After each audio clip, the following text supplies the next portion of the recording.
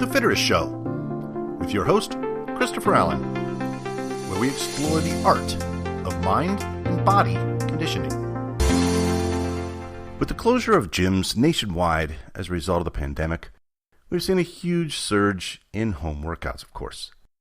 A variety of approaches exist, from buying your own equipment, setting up a home gym in the basement or garage, to copying workout routines found online and everything in between. However, some folks might not have done the research and, as such, might not be getting the most out of their home workouts.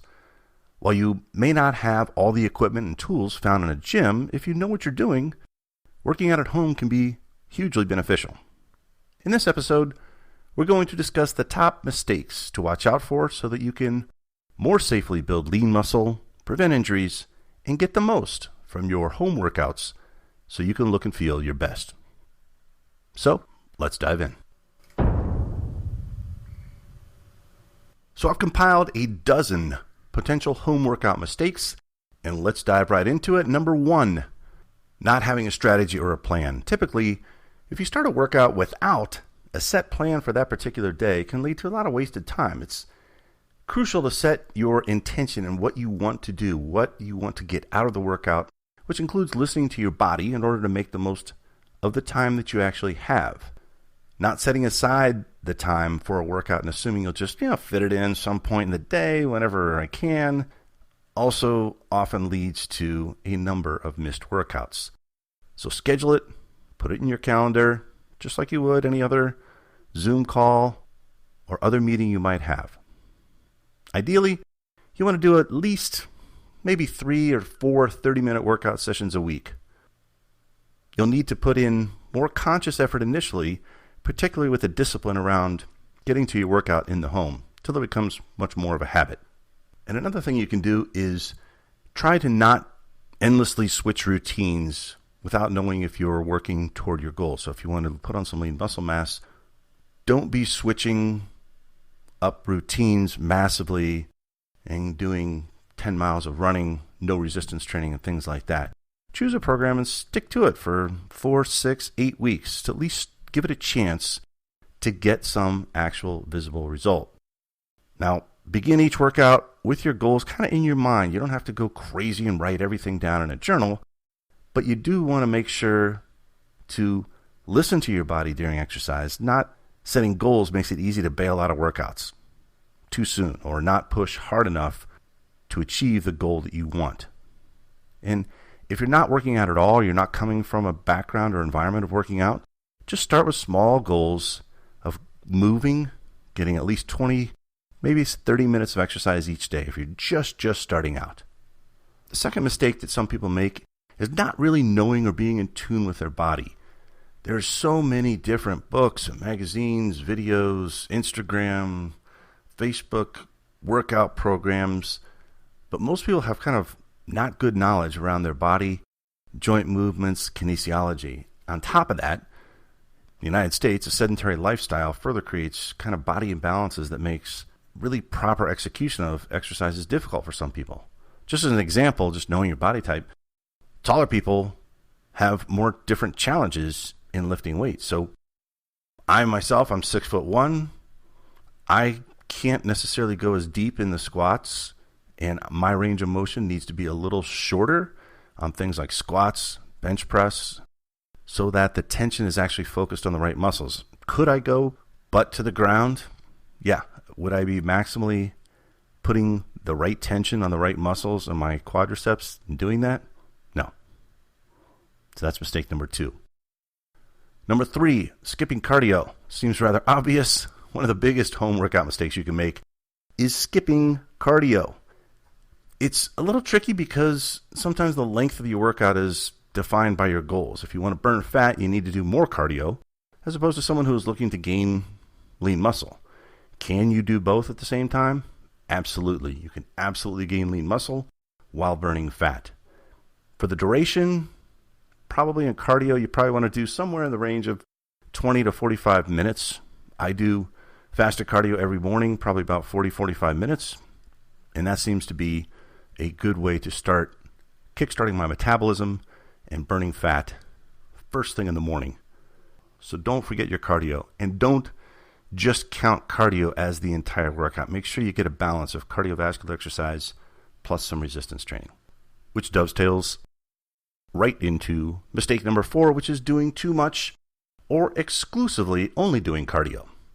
So if building muscle is your goal, you want to avoid doing crazy cardio exercise and not having enough resistance training. Again, it's all about the balance. Too much cardio can also increase your risk of injuries and make muscle building a little more difficult, especially depending on your diet, if you're not eating enough protein or total calories to actually build the muscle. Again, a good rule of thumb, if you want to build some lean muscle mass, you want to make sure you get 20 to 30 minutes of cardiovascular exercise. The range, 25 to 45, I do around 40, 45. I'm a little bit bigger person, so you can also bump up your cardio to closer to an hour if you really have a significant amount of weight to lose and fat to burn off. But make sure you're actually properly fueling your body, and make sure you don't omit resistance training. A lot of people are afraid, I'm going to build too much muscle. No, you can do both and build lean muscle tissue. So don't just do cardio.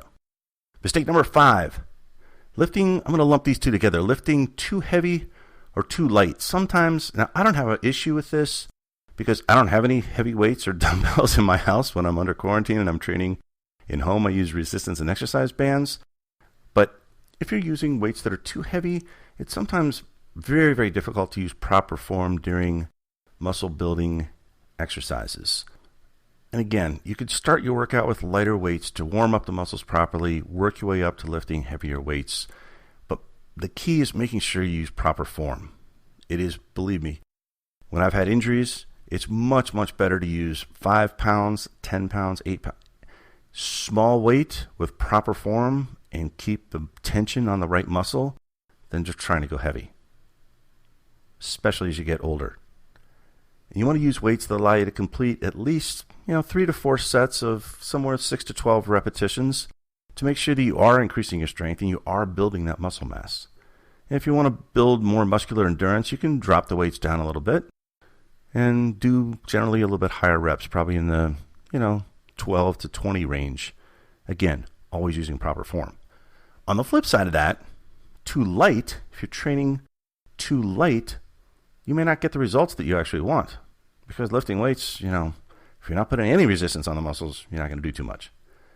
So you want to make sure if you want to gain some lean muscle mass, you want to gain muscle mass, increase the amount of weight that you lift, and make sure, again, you're fueling your body with the right nutrients to stimulate muscle protein synthesis in the body.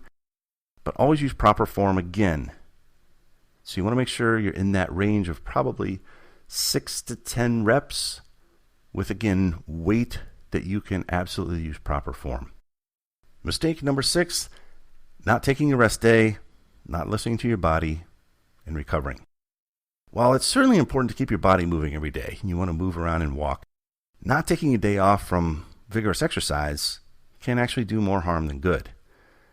There have been multiple studies published that excessive or too much exercise can cause injuries, hypoglycemia, chest distress, chest pain, a weakened immune system. So you don't want to just go crazy.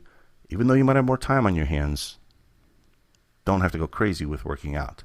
Too much exercise can also prevent you from experiencing really strong workouts. You want to make sure your body has time to rest, repair itself. That's how you build muscle tissue. Again, when you're in the gym, when you're doing resistance training, that's when you're breaking down the muscle. When you're resting, eating, that's when your body is healing, building muscle tissue in the body.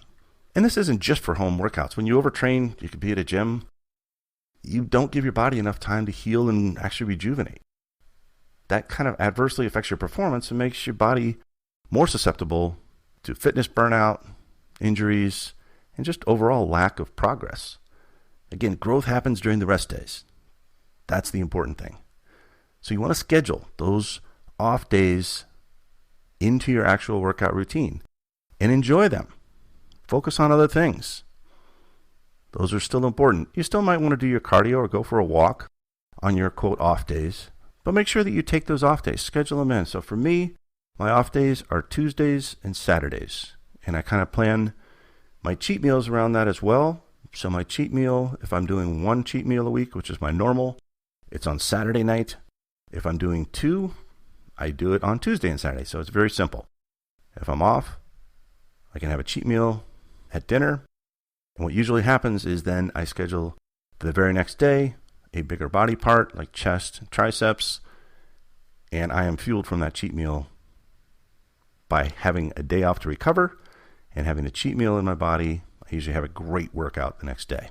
So schedule those rest days so that you can optimize your gains. Mistake number 7 is not getting enough sleep. Again, to maintain that lean physique, sleep should be one of your top priorities. Any sleep deprivation can change your hormone levels, causing increases in appetite, potential risk of unwanted weight gain, and that fatigue that sets in with too little sleep can make workouts just really strenuous, really much more difficult.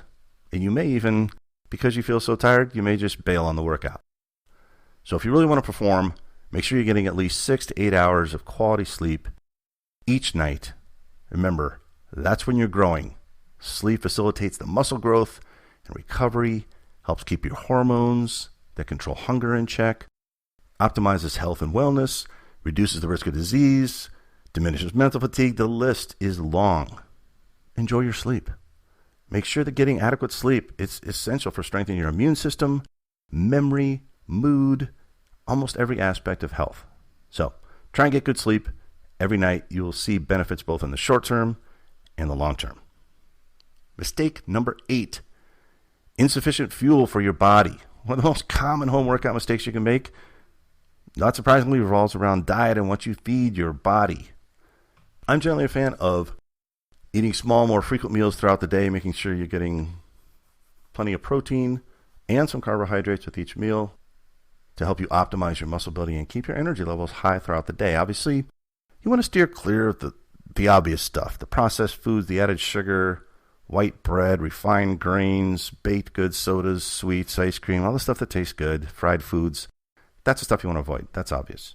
But you also, and this is particularly potentially true in the quarantine period, where eating too much is another common mistake that people make when they feel like, hey, I'm working out, but I'm also Netflix and chilling for a long time and I'm eating a lot more food. You want to make sure that you balance those meals throughout the day. And when you're done with your meal, you're done eating. Eat at the table, done with the meal, done eating.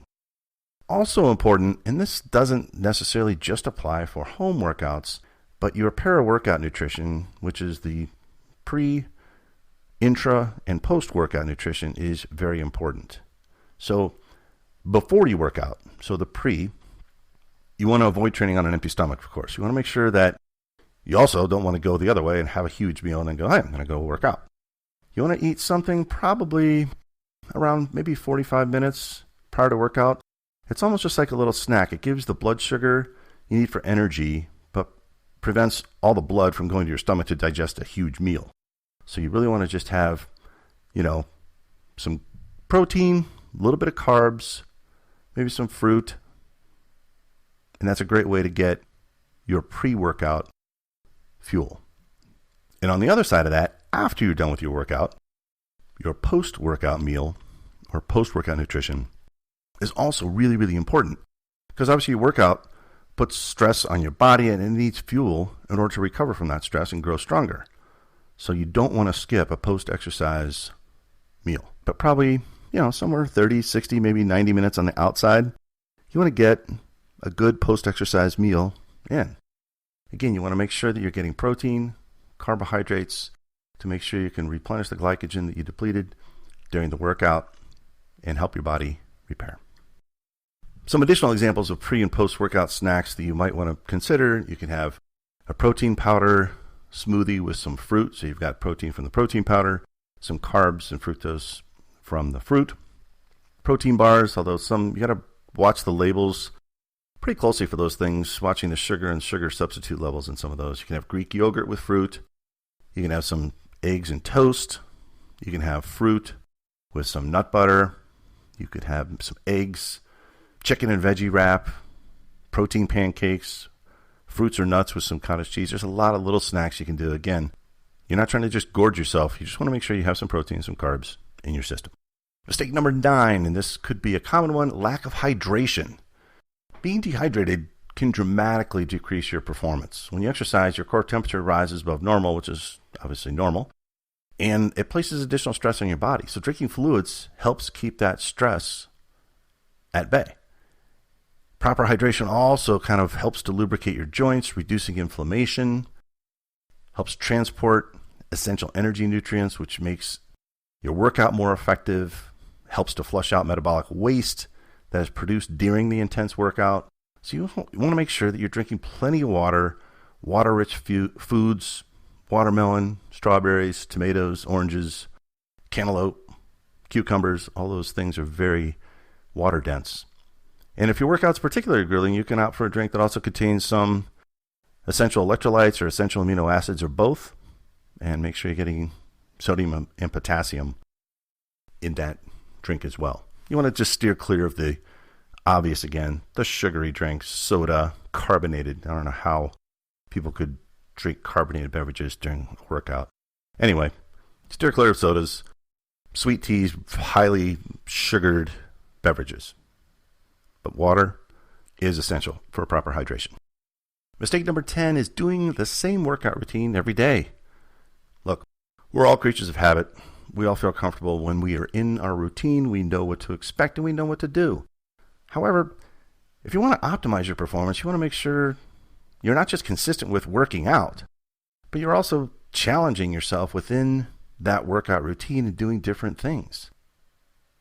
While getting regular exercise is important, so is changing up your routine. It optimizes your results, prevents muscle fatigue. Sometimes you have this kind of muscle memory where the muscles kind of expect the movement, and when you mix that up, they get shocked and will grow.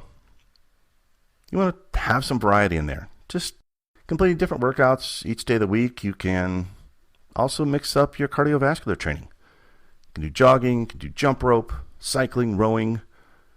You can use treadmill, elliptical machine if you have access to any of those. So you can mix that up as well. The resistance training is fairly easy to change up.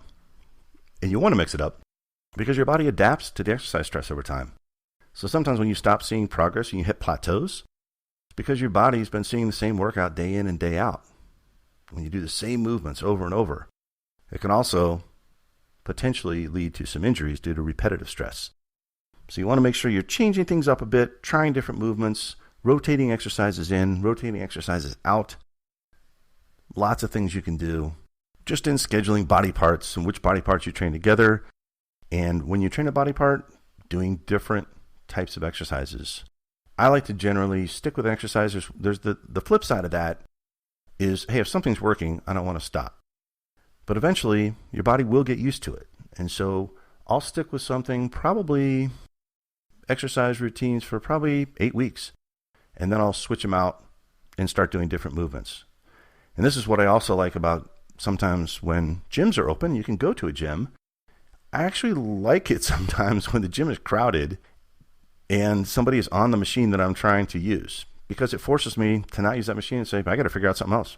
I'm not going to sit and wait for that person, especially if they're on Twitter and doing 400 different selfies in between each exercise and they spend 25 minutes on the machine when they should spend about 8. Rant aside. But it forces me to go and do something else, some other movement, some other exercise for that body part. So get creative and mix it up. Mistake number 11, this also will seem like an obvious one, is not warming up before exercising. The first thing you want to do is to warm up. Stretch a little bit, and you don't have to sit there and do a 45-minute warm-up, right? 5-10 minutes doing your warm-up, stretching, getting the blood flowing a little bit. It's just getting everything ready to go. It reduces your risk of injury, and it helps you get the most out of the exercises that you're about to do. What I typically do at the beginning of my workouts is I kind of superset ab work exercise with stretching. So I do like a stretching exercise and I do some abs, stretching exercise, abs. It seems to work for me. You can give it a shot. Mistake number 12 is skipping stretching and foam rolling. As we just discussed, everybody kind of knows the importance of warming up and cooling down after you're done with an exercise. Stretching, particularly at the end of the workouts when you really want to stretch, it prevents soreness. It starts that immediate promotion and recovery of repairing the muscles by releasing the tension, because muscles have been tensed from the exercise. It increases the blood flow and starts to return the muscles to a more relaxed state. Foam rolling breaks up the fascia over the muscles that inhibit range of motion. Thus, you're improving your mobility and flexibility. It also increases the flow of blood and oxygen to the muscle, which accelerates the healing process and, again, starts to help alleviate muscle soreness. Ideally, both of these should probably be done both before and after workout. I tend to do stretching at the beginning of the workout a little bit just to warm up, and then foam rolling at the end. So I'm a little slack on doing stretching at the end of the workout. I need to incorporate that. The key areas for foam rolling in particular of the body are your back, hamstrings, glutes, your IT band, quads, and a little bit of calves. And I do recommend foam rolling. It does a really, really good job. I used to have issues with my sciatica, and foam rolling would absolutely reduce the tension and get that area of the glute and lower back in a much more relaxed state. So I'm a big fan. And just to make it a baker's dozen, I'll throw in a bonus tip, and that is to not focus on the scale. We've talked about this before in previous episodes of the Fitterest Show. The scale is really not that useful. It's a pretty poor metric when you weigh yourself.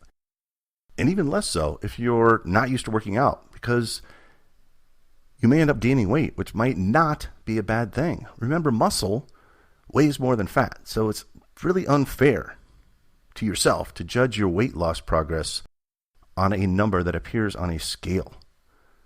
Women in particular can also fluctuate up to 10 pounds with water weight, especially during cycles and things like that. So you can rely on things that are more accurate, like body fat measurements that are done with a caliper, or just even something simpler, how your clothes are fitting, rather than using the scale. That's just a bonus tip. So there you have it. There's a dozen common mistakes, plus 13th, that one often encounters while working out at home.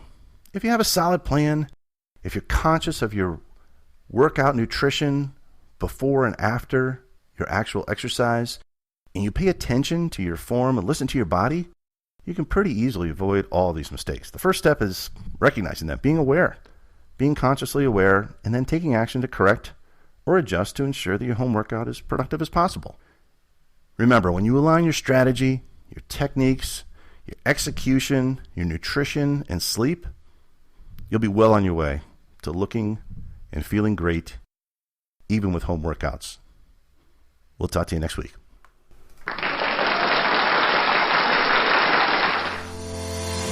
With that, I'd like to thank you for taking the time to listen to The Fitterest Show. You can follow us on Instagram at Fitterest Mind Body and on Twitter at Fitterest Mind. If you enjoyed this episode, please send it to a friend or subscribe to make sure you don't miss any future episodes of The Fitterest Show. My name is Christopher Allen, and make it a magical day.